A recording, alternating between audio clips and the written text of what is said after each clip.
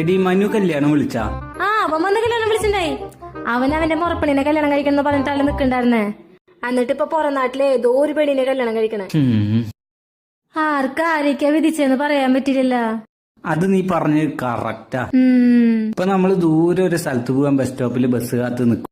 അപ്പൊ ആ സ്ഥലത്തേക്ക് ബസ്സേ വരില്ല. ശരി, കാത്തുനിന്ന് സമയം കളയണ്ടല്ലോ വിചാരിച്ച് കിട്ടിയ ബസ്സിന് പോവാന്ന് വെച്ചാ നമുക്ക് വരുന്നത് ഒരു ലോക്കൽ ബസ്സായിരിക്കും. ശരി, ലോക്കലെങ്കിൽ ലോക്കല് കേറി പകുതി ദൂരെ എത്തിയിട്ടുണ്ടാവുള്ളൂ. അപ്പൊ നമ്മളെ ക്രോസ് ചെയ്ത ഒരു സൂപ്പർ ഫാസ്റ്റ് പോവും. അപ്പൊ നമ്മുടെ മനസ്സ് പറയും കുറച്ചു നേരം കൂടെ കാത്തു നിന്നിരുന്നെങ്കിൽ സൂപ്പർ ഫാസ്റ്റിലെ പോവായിരുന്നു. ഹലോ ലോക്കലെങ്കിൽ ലോക്കല് നമുക്ക് വിധിച്ചത് അതായിരിക്കും. ചേട്ടനൊരു ലോക്കൽ ബസ് എങ്കിൽ കിട്ടി. എനിക്ക് കിട്ടിയത് ഒരു മൂട്ട ബസ്. അതില് കേറി ഞാൻ പെട്ടപ്പാട് ഓടോന്നറിയില്ല, എപ്പ നിക്കോ